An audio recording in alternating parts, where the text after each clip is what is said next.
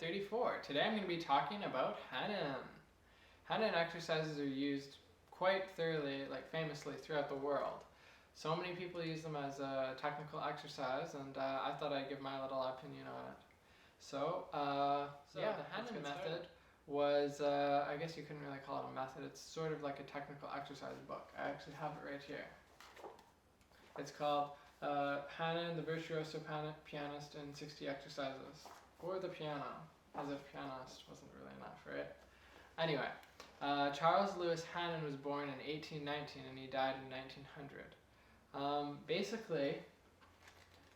This book is devised of a whole bunch of different exercises. So if we take a quick look through here, I'm going to go through a couple of these more in detail. But basically they start out as one pattern basically that will start off, it's like an idea almost, and then he devises an exercise where you start up and you're doing the same pattern, you're just going up the keys, that's it. And then once you get to a certain point, then you go back all the way down. And the key with this is basically each pattern works a different part of your hand. Like this one actually stretches the difference between your fourth and fifth fingers, and at the same time, since you're doing all these notes, it's sort of like it builds finger strength. You're supposed to play with a nice curved finger, lifting the finger high and dropping it into the key, and playing with very an even tone, nice steady tempo. You can do lots of different exercises with them, like you can make them staccato, you can make them legato, like you can go, or you can go, right, like that, or I mean you can go,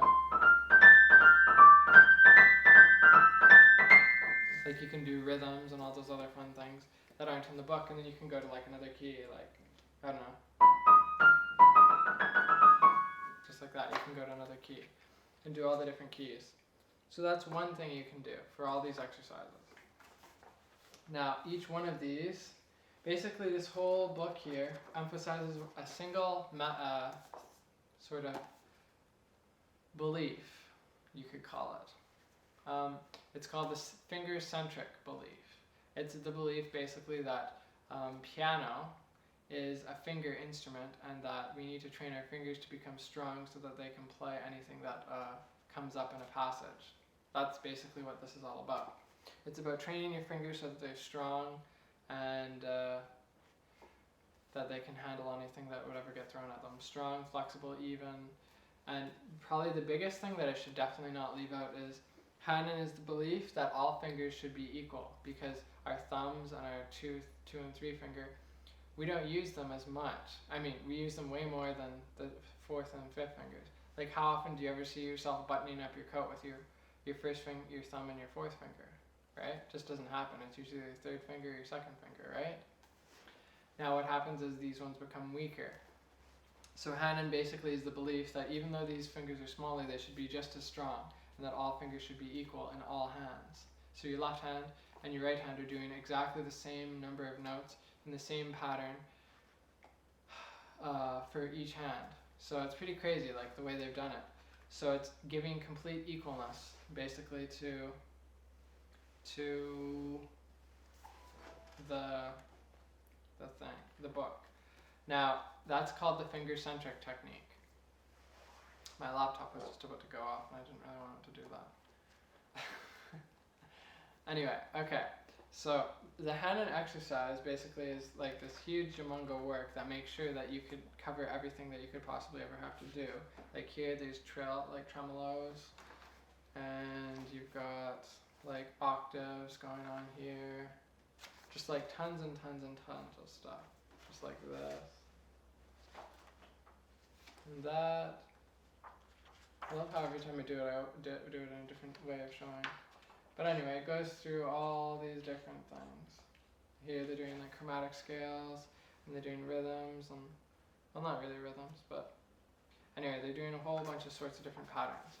Now, the first 20 exercises is sort of a lot different and less stressful than the rest of them. Now, here's what I think about Hanon. I think it's good. I think overall it's a good concept, good idea, but I don't think it's the whole piece of the pie. I think that you should train your fingers, but the There's so many people that have used Hanon inappropriately, like they've used it too much or too hard or too long. And what's happened? They've injured themselves. Hanon is a very useful tool, but at the same time, it can be very dangerous if you don't use it properly. This is probably one of the most dangerous books in piano if you don't use it right. Okay? So, always, whenever you whip out your Hanon book, always remember that you must be using this properly, otherwise you're going to really, really hurt yourself, really badly. Because basically what this is doing is it's like tendinitis in a book if you don't know how to, if you're not using it properly. So, anyway, this is all based on the belief that we only play a piano basically from, our maybe forearms down. Now, there's other beliefs out there, and I'm just going to quickly... Now, the other advocation would be the other opposite side of the scales, a lady named Abby Whiteside. I think it's Whiteside or something like that. Anyways, I'm pretty sure she was born in 1881, died in 1956 or something like that. And basically, what she was saying is that no. The piano isn't played just by the hand, it's played by the whole arm, or the body, in other words. So what happens before you hit the key actually makes an impact. Now, not only that, but how big are the muscles in our arms? They're pretty small muscles, compared to, like, my shoulder muscle, or that would be my back muscle. My back muscle, my shoulder muscle, my chest muscle here. I have all these muscles at my disposal to play the keys, don't I? See? I can just go like that. Now that looks really weird, but anyway, my point is that there's other ways to play. But Hanon, when you play Hanon, you should look, they expect you to play like that.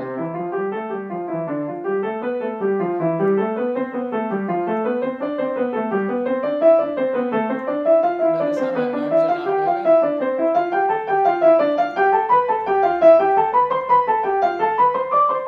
Kind of like that. So it's very rigid, very just like this. It's sort of like typewriting. That's sort of what Hanon is like. It's like a big, huge book of typewriting exercises. Okay?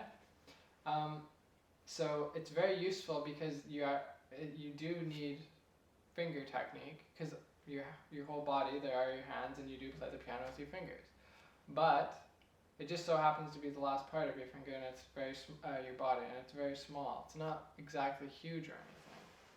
So we can do more with the muscles that we have back here, the bigger muscles, to help us. Now there's ways that you can just basically drag your hand across the piano. Like you can just, takes no effort at all. Like all these notes, I'm just rolling my arm in there. Now that's a big no-no in Hanon, they don't want you to do that. But this is easy. Like that. So there you go. There's lots of different ways that you can do it. So there's arm motions or there's finger motions. Now you can combine them together and use them for certain areas. So with Hanon, I don't want you to go all hardcore with this and just play like an hour a day of Hanon and be like, oh yeah, I'm getting stronger. Because actually what probably will happen eventually is you get tendinitis and you'll get injured. So what I suggest here is to play relaxed at all times. Like you can keep your fingers curved, but don't overcurve them, because then you get what's called static tension, where one part of your arm is fighting the other, and then your tendon gets left with basically the mess of it all, because it's in the middle, getting pulled from either direction, so it's going to snap, or in other words, start to shred, because that's what tendinitis is. Tendinitis is something. It's like it's like taking a knife to a rope that you're stretching, and then just taking a knife to parts of it and cutting parts of it. And it's like shredding the tendon on a molecular level, basically. So that's basically what tendinitis is. So from overuse, it starts to get shredded up, and then it starts to burn. And then once you get it once, then when those little holes in your tendon heal, then there's scar tissue. And if you do it again, then the scar tissue collapses and gets destroyed more easily than the original tissue does. So in other words, the tendinitis comes back easier and faster every time. And the worse your tendinitis gets, the easier it's going to be for it to come back again, especially if you're not careful. So, how you can tell if you're getting tendinitis is basically if you start to feel any pain at all, like stiffness, soreness. A big sign is like your arms are on fire. But mainly if you step off the piano and you feel pain still, like maybe up to like 2-3 minutes later, your arms are still like throbbing and hurting, you probably have like stage 2 tendonitis or so.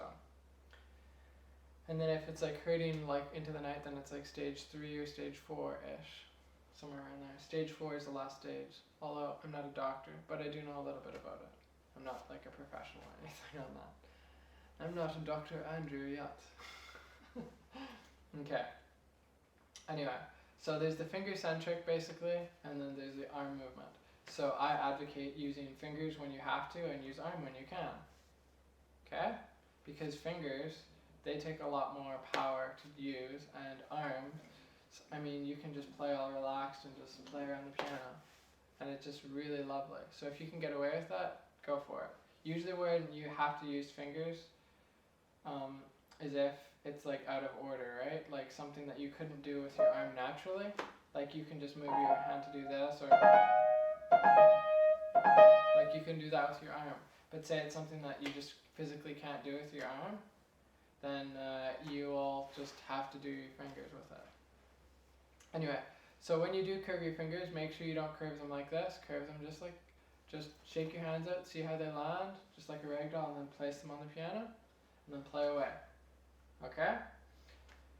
Alright, so now that I've done that, let's, I'll play a couple of I'll show you guys basically with the camera a couple of my more favorite exercises.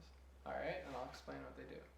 So let's do that next. Alright, so here's the very first exercise. I'm going to use this one because it's the most basic one to start with. Now look at this. It goes from C to E, and then it goes all stepping up. So from here to here's a third, and here to here's a third. So that's the only difference really. So it just steps up one, and then it goes up, ascending, and then down. All stepwise, like it's all just intervals of seconds. And then it steps up for a third, and then does the same pattern. And then it just keeps repeating, and repeating, and repeating, and repeating, and repeating, and repeating, until you get to the G. So once you get up to there, so once you hit this high G right here as your highest note, and then you go do do do, then it switches and it goes backwards. So now the third is at here and you're going down. So it's inverted basically. Anyway, so how that looks is like this. I'm only going to play with one hand, but it doesn't really matter. So you'll just play those with both hands. So just like this. So you're going to put your 5 finger, or with your right hand that would be your 1. And you go like this. Just like that, and then you just go to here. And now you move it over and you shift.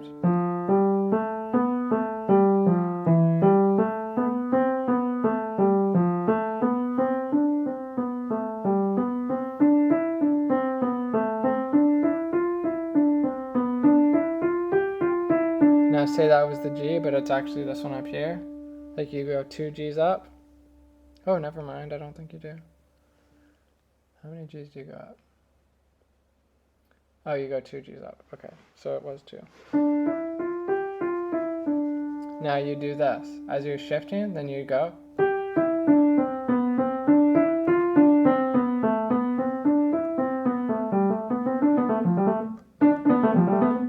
I forgot how to do that quickly. Something like that. So.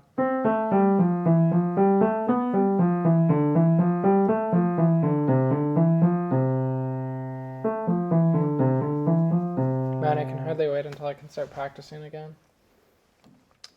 Then I won't suck it up when I'm doing demonstrations. There you go. Okay, so that is the first exercise basically. So I'll do a quick little thing. So if you want to, you can take a screenshot of this. This is the opening bar. This is the change up right here. Okay, so this is where it changes. See the double bar line? Now it's descending. So in other words, it's gotten to the highest point of the exercise, and now it's returning to the bottom. And then the ending is like this. Okay, so you end on those notes. And that's that. That's actually all the information you need for the entire exercise. Because those are the only 3 points where it's any different. You just follow the trend as it keeps going down. Okay, so that's the first exercise. That one is basically good for stretching out the distance. Well, actually, this is basically what it's for. Where does it explain it?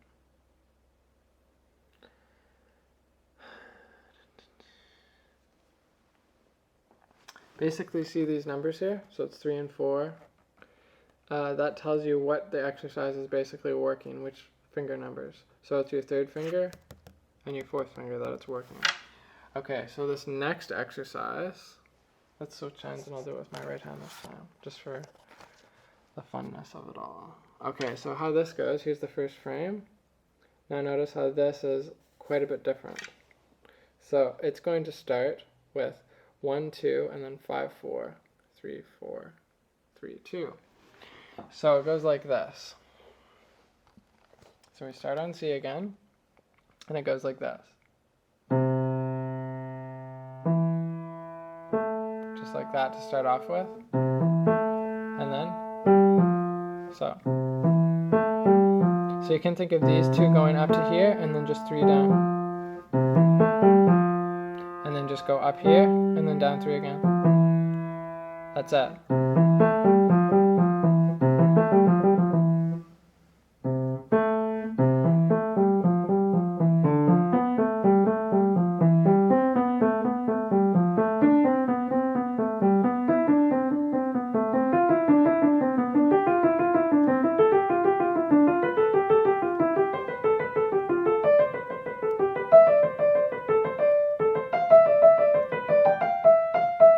And then it changes here. From here it goes. Oh.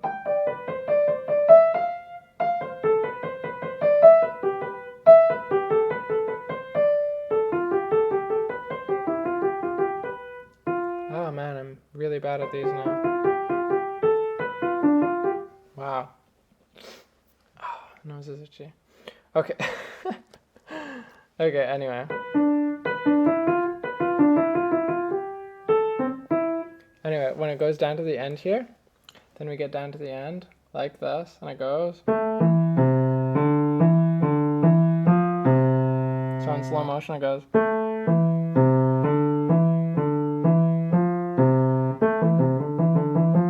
Just like that. And so from a side view it looks like this. Whoops.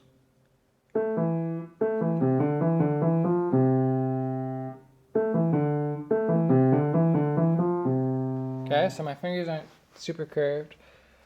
Like I'm not doing like this whole thing like this. That's over curved. This would be fine even too. Like, I mean, you could play it like this flat and go. As long as there's just a little bit of a curve, okay? Okay, so that is, I'll show you section 2. So this is the starting. You can pause it. Here is the middle section where it changes up. And here's the ending right there. Okay, so that's that. Okay, so another one that I really like is number 5. Okay, this one's really great. I love this one. This is one that I used to do a lot about 2 years ago. And now I don't play it anymore because either I'm teaching or I'm shooting videos, or in this case I'm moving. Haven't actually played piano seriously in like about a month and a half now. It's been a while. Okay, anyway, so let's get going here. So how this goes, and by the way, I still love piano, it's just, I'm so busy. I haven't been able to have time because I'm been trying to get ready to move down to Vancouver, which I'm going to be doing soon. So I'm really excited about that. Anyway, once I get down there, then I'm going to probably be practicing like mad crazy. Okay, anyway, so let's start here. So it goes like this. So that's the pattern. So it goes 1, 5, 4, 5, 4, 3, 4, 2, 3. Man, that's a mouthful. So 1, 5, 4, 5, 3, 4, 2, 3. 1, 5, 4, 3, 4, 3, 4, 2, 3. And then 1, 5, 4, 3. Yeah, 1, 5, 4, 5, 3, 4, 2, 3. Wow, could you actually do that? Man, that's actually kind of tough to say, but it's not that hard to play. And that just rhymed. Anyway, okay, so why this is so good is because you have this pattern here where you're going down like this, which is something you actually encounter in pieces quite often, especially in classical music, classical era music. It's great, really good exercise for improving your control of finger independence between fingers. So that's a great one. And then on the reverse, it comes down and it's really good. Again, it goes.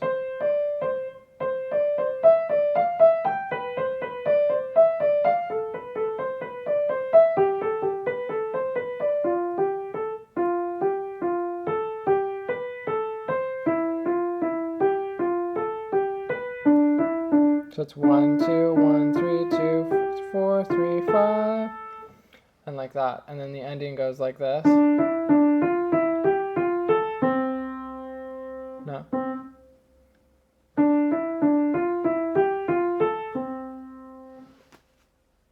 I thought that had a cooler ending for some reason. I'm sure it does. Maybe not. Oh well. The next one has a really cool ending. Oh, that's the one that has a nice ending. Okay, so again, here's your frame shots. Right there, there's the beginning of numbers 5. Right there. Okay, the next one, here's the middle section, the changeover. And then we've got the ending. Got it? Okay, good. Now, the next one I really like is number 6. This one's awesome. I love this one too. Okay, so this one works your pinky finger, which is like the weakest finger you have. So this is great. It goes like this. And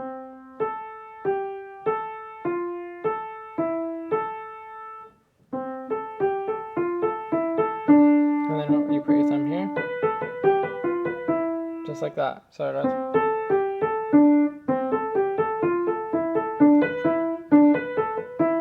Oh, what am I doing?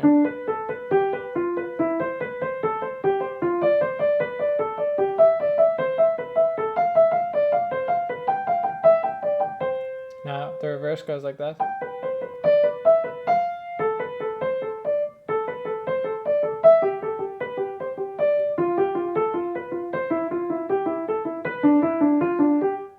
Just like that, and then you get down to the bottom, and this one has the cool ending. Oh yeah. Ah. Lots of fun. So here's the frames for it. Here's the first one. Here's the second one, the middle. And here is the ending. Okay. So this next one is good too. This is number 7. Okay. This is another one of my more favorite ones. Even though it doesn't sound like they're favorites because they can't even play them that well anymore. But believe me, I actually used to have this like pro. Really pro. Anyway, okay, so let's stop. Last one here. So number 7 goes like this. Whoops, I messed that up. Am I messing?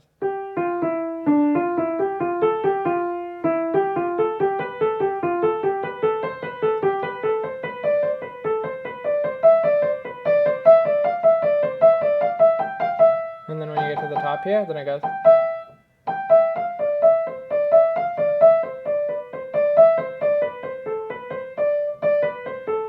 And then the bottom down here goes like this.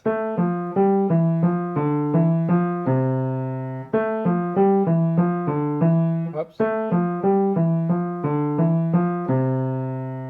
Okay, and here's your frame shots. Beginning. And, or middle. And end. Okay. So there's some helpful tips on Hanon, my opinions, and my very sketchy run-throughs. I'm actually kind of regretting that I didn't practice those a little bit before I actually started playing them. I thought I'd be able to play them a little bit better than that, but obviously that was pretty bad. Anyway, I kind of had to get this shot tonight because I'm moving in just at the end of the week, so I'm kind of scrambling to like pack and move everything, and I'm trying to like reshoot these all before I do them. So yeah, I'm just basically like rushing through the whole process, and I didn't really put as much time and effort into that one as I probably should have. I probably should have practiced that a little bit more, but oh well. I think I gave you guys the ideas and the basic concepts that you can use to learn the piece properly. Okay, anyway, take care guys, bye bye.